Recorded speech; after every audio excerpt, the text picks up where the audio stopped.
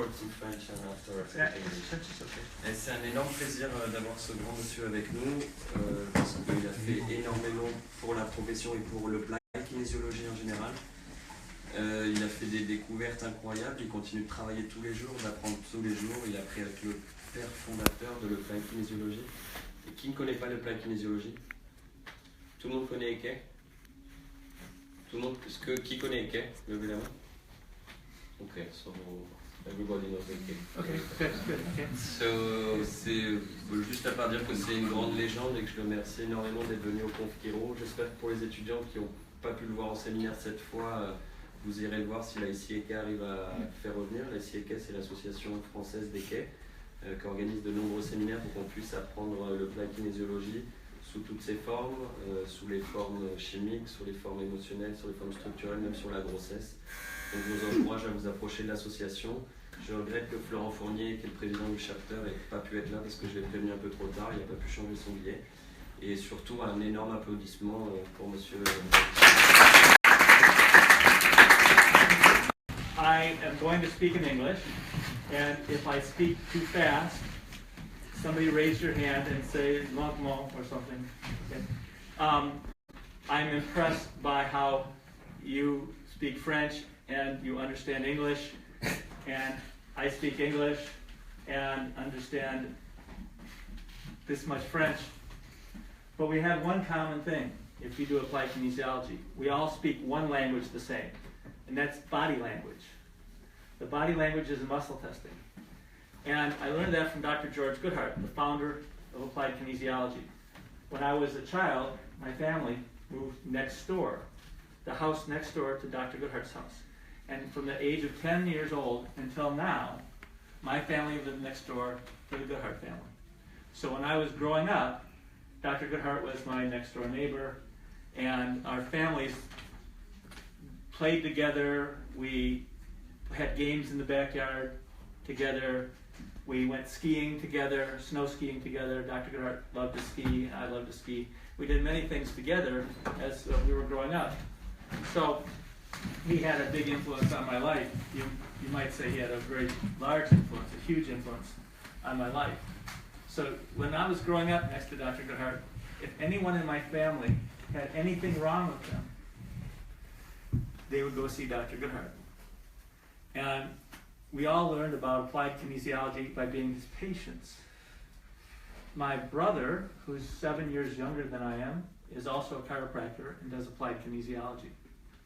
So there are two of us, and my siblings, my brother, I have a brother, a sister, and a brother who passed away a couple of years ago. Of four of us, we were all patients of Dr. Goodheart. Two became chiropractors, and two of us do applied kinesiology.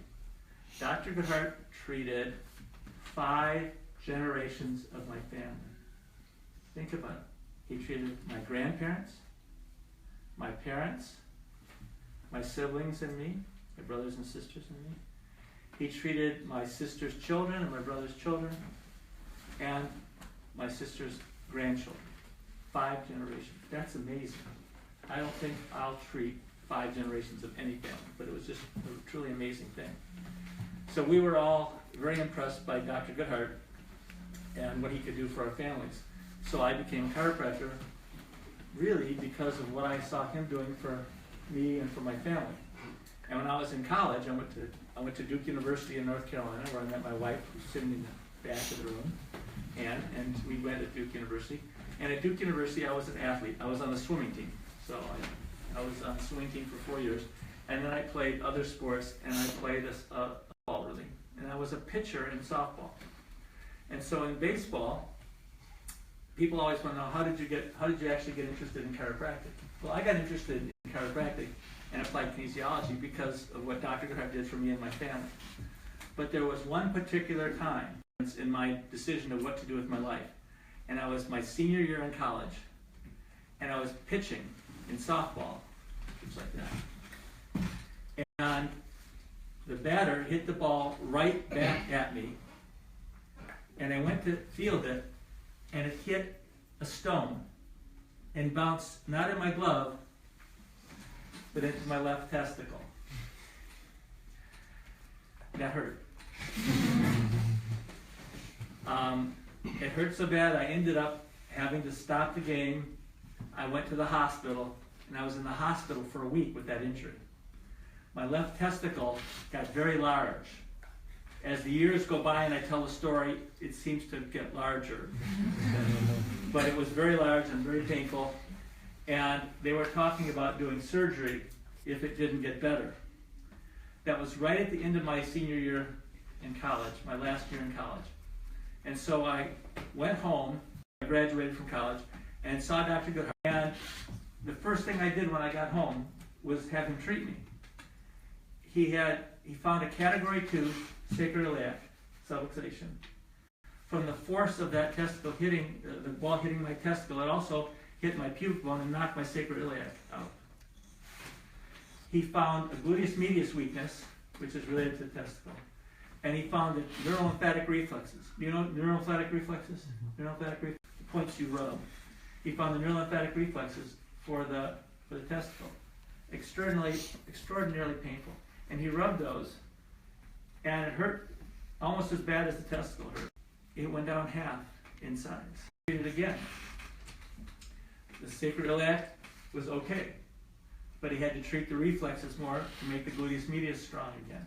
I mean, you can see with the gluteus medius weak and from the testicle, and then the sacroiliac was out, why that subluxation didn't fix itself. But it held overnight when he treated the gluteus medius, but he had to treat it again. That second night, my testicle got smaller by half again.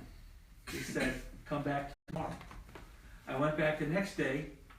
I said, I don't want you to treat me today. He said, why not? I said, because if it gets half again smaller, it will be smaller than when it started. But that's a story that I was so impressed by him, and that was the story that made me realize that I really did want to get into chiropractic and applied kinesiology. So he helped my parents, my grandparents, and my siblings at that time, and he was so helpful for everyone in my family. I wanted to do what he did, but that was the story that kind of made me realize I need to be able to do this for people. Because the surgeons were just going to do surgery and drain it. You don't want that when you're 22 years old, you know, anytime really. But so that's how I actually got into chiropractic, was living next door to Dr. Goodheart, seeing how he helped my family, and also that particular story that in chiropractic college at the National College of Chiropractic, I graduated and went and practiced with Dr. Goodheart for 5 years. One of the things that happened is he would always be coming up with new techniques. He had a research tape that he put out, an audio. It was a tape. In the old days it was tape. It was like the audio recording. Now every month he had an audio recording of the new techniques that he developed. It was amazing how much information he was producing. And he would have doctors come to his seminars, and then doctors would send him patients from all over the United States. And he couldn't see all those patients. So I practiced with Dr. Goodheart for 5 years when I got out of chiropractic college, the first 5 years. And during that time, Dr. Goodheart had one of his original study group leaders, one of his original applied kinesiology teachers, who was in New York, who had a patient who he couldn't figure out what was wrong with her. And she'd been having dizzy spells, just all of a sudden get real dizzy, lightheaded, feel like she was going to fall over. All the tests that were done were negative. This man, this doctor in New York who was treating this patient, the patient was his chiropractic assistant. So he knew her very well, and Dr. Goodheart knew her also because she was at the seminars. She would come to the seminars with the doctor. And so he said, he said to Dr. Goodheart, I would like you to treat my assistant. And he said, I can't do that because I don't have time. He was traveling and teaching every weekend. He said, but let Wally see her and have her come for 3 days in a row. Wally will treat her. The first day, Wally will examine her and treat her. The second day, I'll come in and I will look at her and we'll decide if there's anything else that needs to be done, and then Wally can do it. Well, this doctor who referred this patient was an excellent doctor at adrenal glands. He'd written papers for ICAK on adrenal glands. And so if people are dizzy or lightheaded, when they stand up especially, that's oftentimes stress related and related to the adrenal glands, And the blood pressure, if your adrenal glands are weak and you stand up fast, the blood tends to flow down into the abdomen, away from the brain, and you get dizzy. So the first thing you would think in a patient who is having this transient dizzy spells would be the adrenals. But her adrenals were fine. There was nothing wrong with her adrenals. I treated her. I found maybe one subluxation and just very small things wrong with her because she'd been treated so well by the doctor that she worked for. So the second day, Dr. Goodheart came in, and he met her, and he said, "Hello, how are you?" And she said, "Well, I'm doing okay, but I have these dizzy spells about once or twice a week, and I haven't had one in a few days, but they keep coming back." And he said, "I want you to do a test for me." He said, "I want you to do the finger to nose test. You know the test, finger to nose. I want you to do that test." He said, "Do the finger to nose test like that and like that." And she did that. We all know that test. He said, "Now, turn your head to the right and do the finger to nose test." She went like that. He said, "Turn your head to the left and do the finger to nose test." And she went like that, like that. I never saw anybody do a test like that before. But he took a basic standard neurological test and he modified it, and she stuck her finger in her ear. Amazing. So he said, he looked at me and he said, "Wally, she will have an occipital subluxation. The direction of correction will be very precise. And you'll have to use the vertebral challenge." You know vertebral challenge technique? The vertebral challenge? You push the vertebra through its range of motion and test the muscle. He says you'll have to do the vertebral challenge technique to identify the exact vector or line of correction. And after you adjust it, she'll be fine. And so I challenged her occiput. It needed to go like that, some funny direction. It wasn't just straight any way. It was kind of up and in. I adjusted it. It went boom, like that. Big, loud noise. Afterwards, she was like this, like this. All three positions were fine. She never had another dizzy spell. So it was, even though she'd been seeing a good doctor and had all kinds of tests, it wasn't there because someone hadn't done the right test on her. So Dr. Goodheart had this kind of innovative mind, like no other doctor I ever met had. He would figure things out on patients. And he taught me how to figure things out on patients that were maybe things that weren't in the textbooks, maybe things that you wouldn't normally study in school, but it would be based on physiology, based on anatomy, based on neurology, based on the basic sciences. But each patient is a unique patient. And we always like to talk about research studies and seeing large numbers of people and having evidence-based treatment and so on. But the next patient that comes into your office might not be in this part of the bell-shaped curve. They might be out on the end of the curve. They might be the 5 or 10% of the patients who don't act like all the other patients. So we have to have a tool to identify what's unique about each patient. And we start with the evidence-based activity. We start with physiology. We start with neurology, anatomy, biochemistry. And then what we do is see if it works on that patient by using muscle testing. And muscle testing is that body language that we can use to tell what's going on with each patient that's unique about that patient's care. And so just like he did the test on the standard neurological test, but he changed it, then we had to use muscle testing to identify the exact line of correction, which made a huge difference in that patient's health. So we start with the evidence-based activity, but then we need a tool to identify what if our patient doesn't fall in the mid-range of the average patient. And that's what muscle testing is, and that's what applied kinesiology is. So we now say that if you have a study of 30 patients, then we say N is 30. And for research, N is 30. If you have 100 patients, N is 100. N is the number of subjects. Well, each patient is an N of 1. Each patient is their own research project in a way, because they are going to respond differently in some way than any other patient you have. So that's where muscle testing and understanding body language, understanding the responses the patients have, plays such a large role in helping patients, especially the patients that no one else helps. So I want to tell you about a couple patients that I had just recently. I'm a consultant at a place in Philadelphia, Pennsylvania, in the United States, where they treat brain injured children.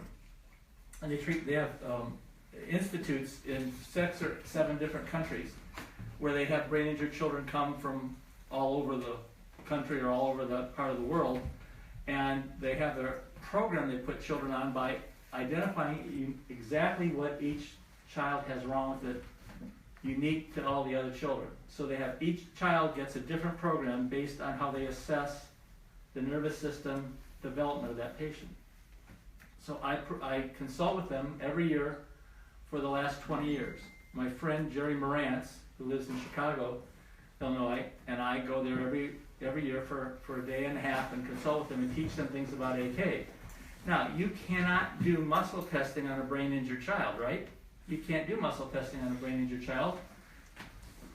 This last week, we were there 2 weeks ago today, and we had 2 children that we treated to demonstrate. One was 2 years old. You can't do muscle testing on a 2-year-old child anyway. But it was a brain injured child. And you can't do muscle testing on a brain injured child if they're 10 years old. So we had 2 children we demonstrated on. Now, you can't do muscle testing, but what we could do is we could do range of motion testing. We were measuring rigidity of the patients. Rigidity. The patients, like they were like this. The one girl was like this, and you could barely push her arms down, and then they'd come back up. And they had different types of rigidity where they couldn't get their leg out to the side, couldn't stretch the legs apart, and so on. So what we had to do is we had to think in terms of what muscles would be weak if the patient had this rigidity. We had to think like backwards. We had to think, normally we think what muscle's weak, and a weak muscle causes a tight muscle, and we test the weak muscle. In this case, we had to look at the tight muscles and guess what muscles would be weak, and then treat the patient. And when we treated those patients, we found in 15 or 20 minutes dramatic changes by applying neurology and applied kinesiology techniques, the techniques from applied kinesiology, but without muscle testing, but with testing rigidity patterns and seeing what we could do. And in 20 minutes, 15 or 20 minutes, we could get the child's arms to change like this, their legs to go out to the side like that. And the director of the institute came up to me afterwards and he said, "You have done in 20 minutes what it takes us 3 months to do with our rehabilitation program. In 20 minutes, using applied kinesiology techniques. Not muscle testing, but using applied kinesiology techniques." So the reason I'm telling you this is I want you to appreciate the strength and the power of the tools that we have in chiropractic, and especially in applied kinesiology, to change things that no one else can change. No one else does that. But we can do it. We all have different interests. We all have different interests in what we want to treat. Some people want to treat pain. Some people want to treat stress. Some people want to treat autoimmune disease, multiple sclerosis, and Crohn's disease, and those types of things. Well, thank you. I forgot I needed that. Thank you. So all people have different interests. When I first got in practice, I wanted to treat athletes. I've been an athlete, I wanted to treat athletes. And I did treat some athletes. I treated some professional athletes and some college athletes. But the most people that came to my office were women with female problems, with hormonal problems. I had the biggest number of my patients were women with hormonal problems. So I learned a lot about treating hormones. Even though I thought I was going to be a sports doctor, I turned out being a doctor who treated endocrine problems. So sometimes the path you go on is different than the path you think you're going to go on. And I wrote a book in 1981 about endocrine problems. So it took me a different path. So you're not quite, no one's ever sure where they're going to end up going, but I want to tell you that the world of disease is open to what we do with applied kinesiology. We can help anybody with anything.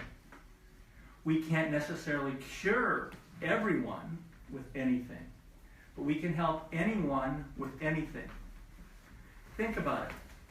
A patient has autoimmune disease.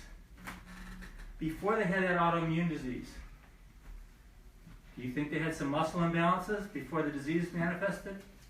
Yeah. Patient has heart disease, cardiovascular disease. Do you think before they had cardiovascular disease that they had muscle imbalances? Yeah, they did. Patient has even cancer. You think that before the cancer showed up, they had muscle imbalances? Yeah, they did. And some of those patients would be our patients who came in with a shoulder problem, maybe because of a subscapularis weakness, but it was the beginning of a heart problem.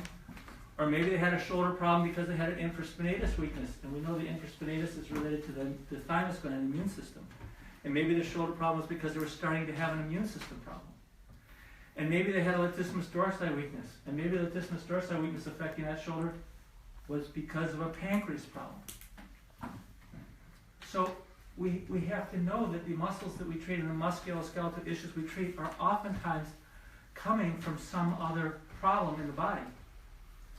Dr. Goodheart and I were talking about a patient when I was in practice with him. And the patient had a pancreas problem. And the patient was hard to diagnose. And Dr. Goodheart referred the patient to a medical doctor that we knew, that referred patients to get more diagnosis. But Dr. Goodheart was talking to me, and he said, the patient's going to have either this, it was a pancreatic problem, he's going to have this, he could have a diabetic problem, he could have a beta cell benign tumor, he could have a pancreatic beta cell malignant tumor. He listed 6 or 7 things that could be wrong with this patient. And I said, Dr. Goodheart, this was when I was in practice for like 1 year. He said, Dr. Goodheart, you have to know, to be in practice, you have to know as much as all those people in the other professions know. And he said, no, Wally, that's not true. You have to know more than they know. You have to know what they know, but then you also have to know what you know. You don't have to know every diagnostic test, and you don't have to know every treatment procedure that other professions do, but you have in other professions for diagnosing and treating so that you can add what you do to that. So with that opportunity, using body language and muscle testing to identify what's wrong with patients, many times years before that problem manifests itself as a named or known illness. So all the time when we're treating patients, we need to be thinking, is this something else going on with this patient? Is there some other problem that's manifesting by a musculoskeletal imbalance and a muscle weakness? And that's what our training is for in school. That's why we study physiology. That's why we study neurology. That's why we study biochemistry. We study those things. But when we're treating patients, we can think, what's going on with this patient? What does this muscle test mean? Does it mean anything, or is it just a muscle weakness? So many times it means something else. And we can start with our patients and prevent illness in patients of all different types. And then when they get these difficult problems, we can also treat them using natural therapies and support whatever else other doctors are doing for the patient. So with that concept, I had a patient. Her name was Goldie. She was called Goldie. And when I first saw her, she was about 50 years old, maybe 50 years old. And she had had rheumatoid arthritis her whole life from when she was in her teenage years. She had rheumatoid arthritis, and it was so severe that when she was a fairly young woman, she had no movement in her hip joints whatsoever, no movement at all. She couldn't move, she couldn't walk, she couldn't even lie down flat in bed because her hip joints were so frozen. So they did surgery, and they removed both hip joints. Now that meant she didn't have any more hip joint pain, but now she was in bed or a wheelchair for the rest of her life. So she was confined to her bed. They used to bring her in on a hospital bed into my office, and I would treat her on the hospital bed. She was contorted like this, literally, like this, with rheumatoid arthritis. And she had a stick, like a back scratcher. It had a stick that she would use to do different things, touch herself or scratch or whatever, because she couldn't move any more than this with her arms. So she used a stick to reach different places. And she needed to have her blood drawn. She needed to have her blood drawn at least once a year for her lab tests, and no one at the hospital could draw her blood. I don't know if you do draw blood in France? Do chiropractors do blood tests? Okay. Well, we were trained to draw blood, and I could always draw her blood. I could always hit her vein when the people in the hospital couldn't. So once a year she'd come in and I'd draw her blood and I'd treat her. So one day, her house caught on fire.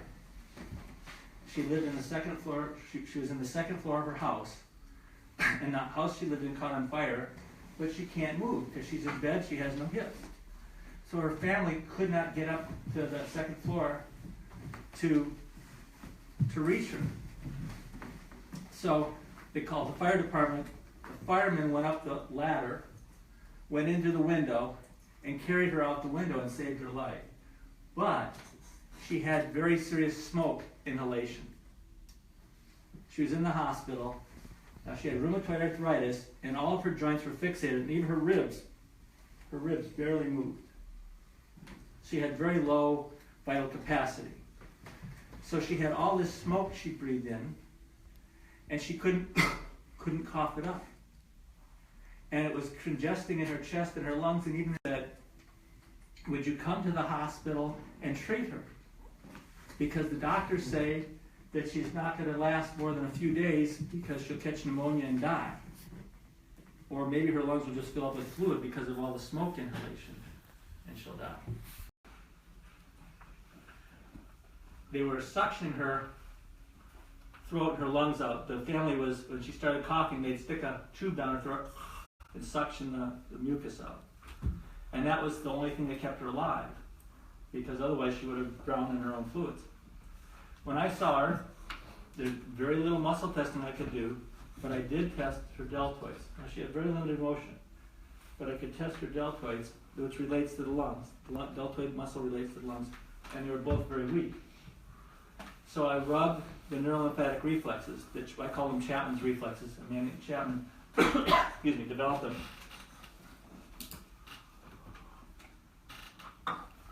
I rubbed her Chapman's reflexes for about a minute, and all of a sudden, she coughed all the stuff out of her lungs.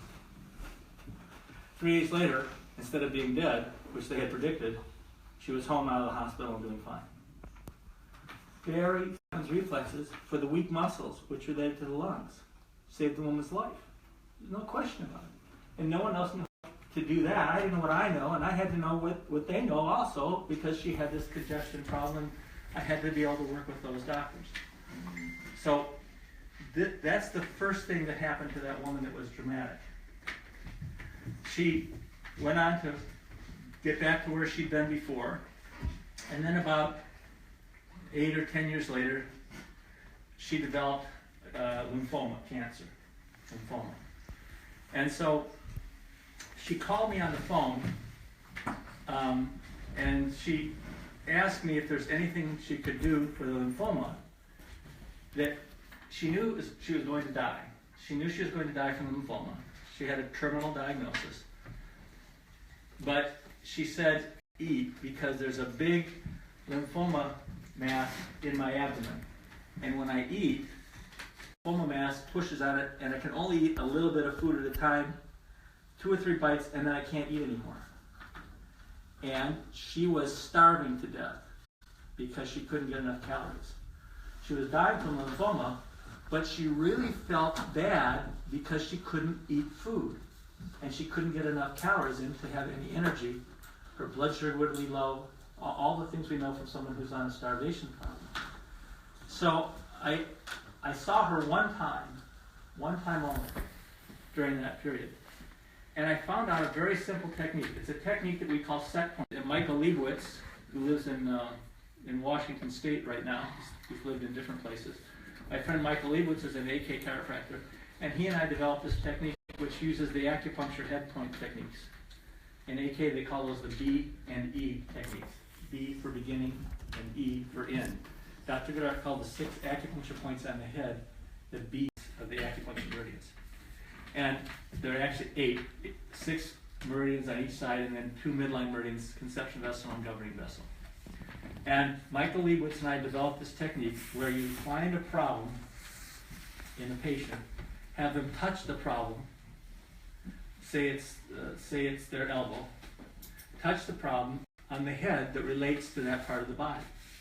So all the acupuncture meridians run through different parts of the body, and we developed this technique which is basically touch and tap. So you touch it to the knee problem, touch the knee, and tap the acupuncture point on the head that relates to the meridian that goes through the knee. Might be gallbladder 1, might be stomach, but that's the technique. It's called set point technique. It's one of the main pain control techniques that we use for people who had injuries. When I saw her in my office, she could touch the mass in her abdomen. I mean, she could barely move, but she touched the mass in her governing vessel 27, which is a midline point. And when I did that, she felt some relief in her abdomen. So I had her do that every day before she ate, touch and tap. During the time she ate, touch and tap, and then she could eat tapping, set point technique, until she couldn't eat anymore, or she got full, she had no more need for food. And so what happened, she started getting more nutrition, and she stopped starving to death, and she felt much better. She was still dying, and she still died of lymphoma, but she was free of the discomfort from the pain of eating, and she was free of the weakness and the lack of energy from not having enough calories in her system. And it was a huge thing for her. When she died, a few weeks after she died, her daughter came into my office.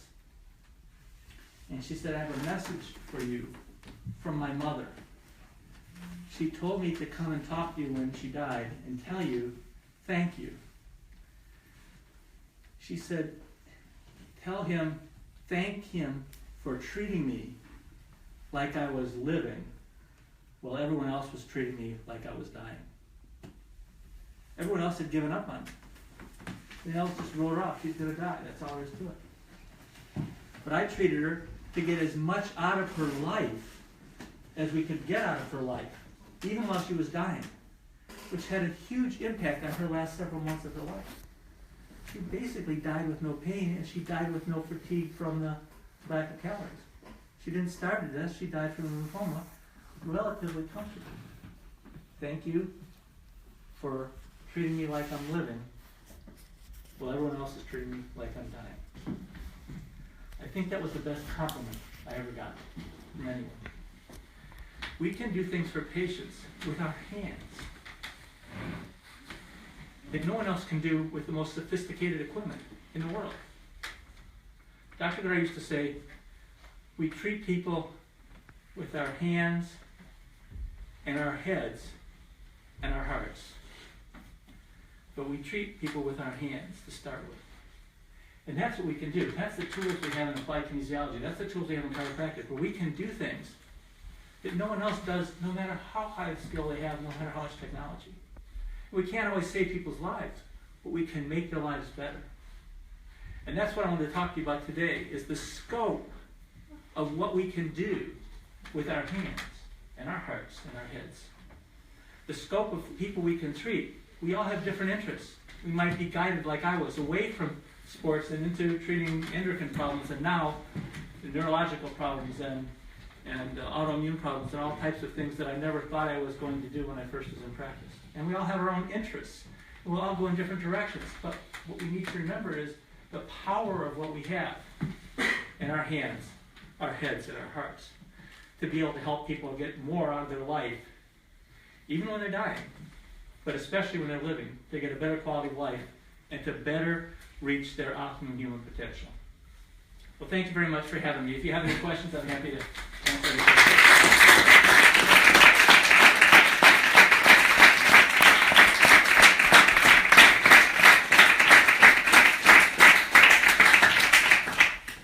Anybody have any questions?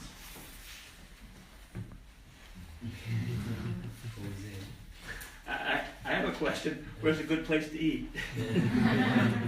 My friend says there's not a bad meal in France. No place to eat bad in France. So, anything else?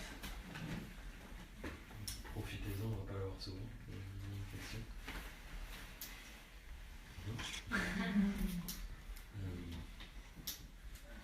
Yes. Could you speak about the quintessential applications? Oh, thank you very much. Thank you. Yes, let me tell you about that. First of all, I'm teaching a seminar this weekend. I'll get to that in a minute. So when I was first in applied kinesiology, I started practicing in 1975 in Dr. Goodhart's office. For 5 years I practiced in Dr. Goodhart's office, and in 1980 I started my own practice. There was so much information coming from Dr. Goodhart. One research recording a month, one book a year. And then we had the International College of Applied Kinesiology started in 1975, and the people who became diplomates in applied kinesiology were required to write at least one paper a year in those days. And so we had book 2 meetings a year of ICAK. One book had this many papers, and the second book had this many papers. So every year there was this many papers coming out on applied kinesiology. So much information from so many sources. And it was overwhelming. No one knew where to start. Dr. Goodhart would always say, I'd say, why did you do that to that patient? He said, in 1953, I saw a patient who had a similar thing, and I remembered that. Well, I was in practice for a couple of years, and he had 30, 40 years of experience. How do you do that without that experience? So in 1978, I started looking at all the information that was coming out and trying to put it together, figuring out the most optimal way of what to do first, next, and last.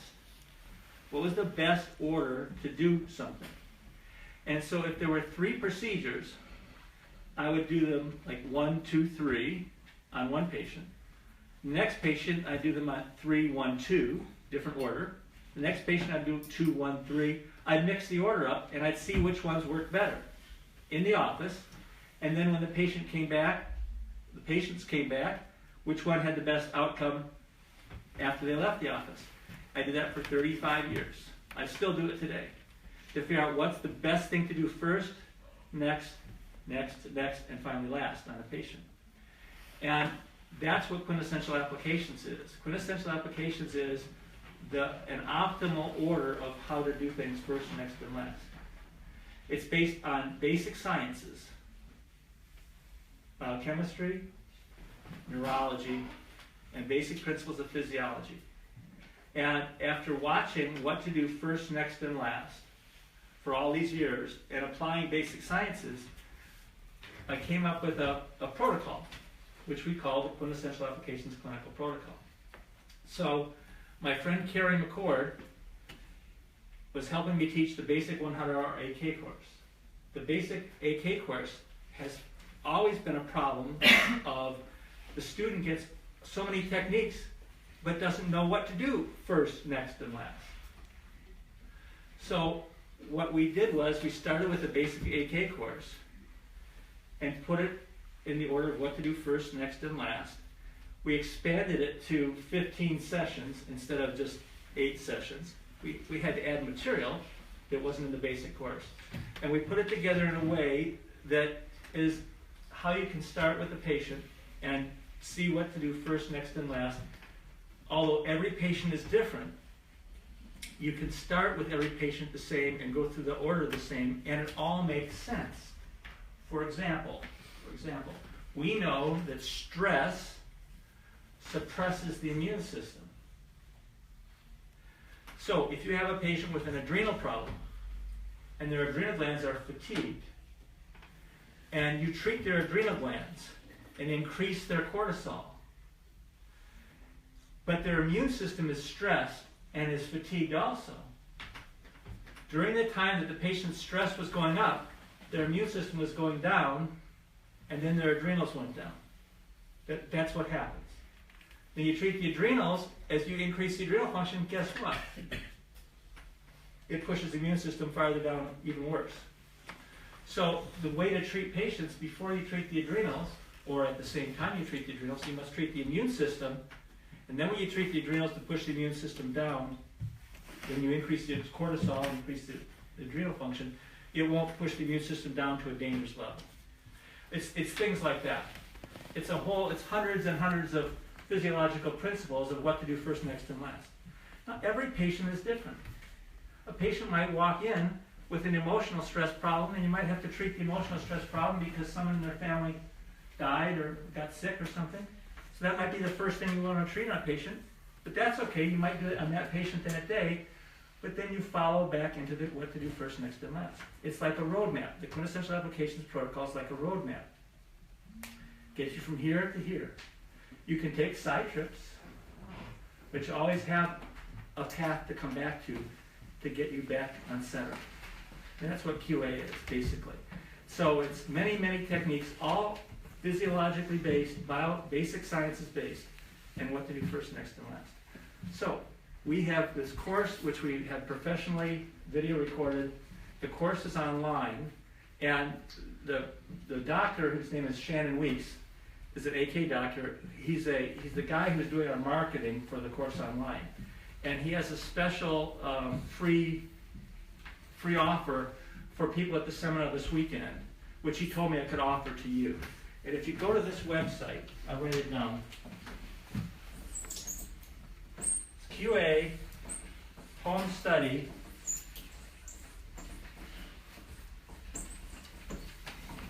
.com /Paris. That's supposed to be Paris. QA Home Study, QAHomestudy.com /Paris. Is that right? Yes. And if you go to that website, you will see a free video on injury recall technique.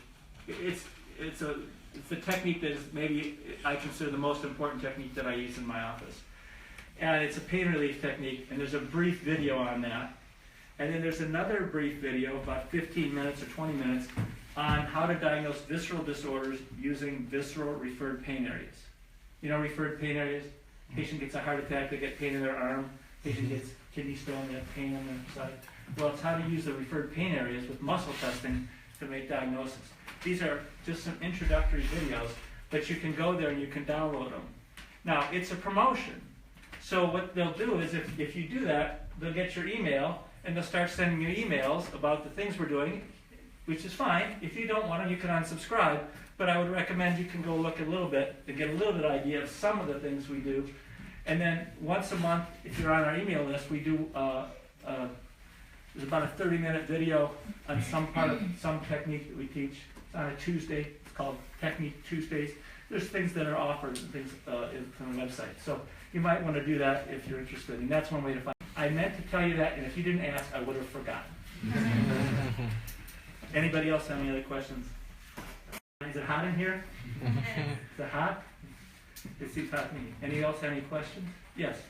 Would you do neural screening muscle testing, meaning taking 12 muscles in relation with each organ to know where to start from? Would you take one muscle from each organ to know where to start from? I don't do that. Some people do that. I start with postural analysis. Then I measure what's wrong with the person. If they have shoulder pain, I measure their shoulder pain. If they have back pain, I have them bend. And then I'll watch them. So I see their posture, and then I see their movement. And from posture and movement analysis, I will see where I think there are muscle imbalances and muscle weaknesses. So high shoulder, I think there's a lat, maybe, you know, all the postural things. I'll watch somebody walk. If they're walking like this, I'll think there's a latissimus dorsi, that type of thing.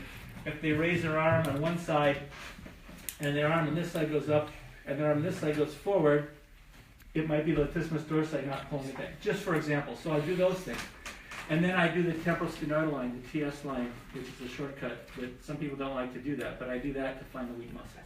And then what I've learned to do is start with a weak muscle or two weak muscles, and then look at the patient neurologically based on the QA protocol. It's all neurologically based and chemically based. But I'll figure out what, if you follow the QA protocol, it would tell you what neurological things to fix first, next, and last for each of those weak muscles that you have. And so instead of identifying one meridian for one muscle for each meridian, sometimes 2 or 3 muscles might get better from one neurological technique. So it's not, there's nothing wrong with doing that, looking at each meridian, but that's how I do it. I find that many times, if you look at a muscle imbalance, sometimes all the muscles that are weak are extensors.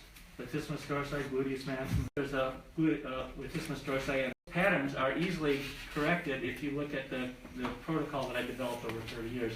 It fixes it automatically. And then we do the acupuncture, acupressure for pain relief, touching and tapping like I mentioned. We do that, and then we have other acupressure things we look at the end. Okay. Yeah. But it's okay to do it that way. Any other questions or thoughts? What kind of samples do you use to test chemical treatment? What kind of samples? Yes. I use the actual chemical if I can. So we test, for example, ammonia. Have patients sniff ammonia. We test bleach, which is hypochlorite, OCl, hypochlorite. Sniff bleach. We actually test the chemicals like that. We test nutrients by having them taste the nutrients, of course. Okay. But there are some chemicals which are in homeopathic little vials. And so that's the only way you can find them. You don't have enough to sniff or taste. So we test with homeopathic vials using a magnet, which is, I'd rather do the oral testing or the olfactory testing, but you can do the magnet testing if you have a homeopathic and there's only this much. If you use only this much and you use it on 2 patients, it's gone. So that's what we do. Okay? Okay. Any other questions?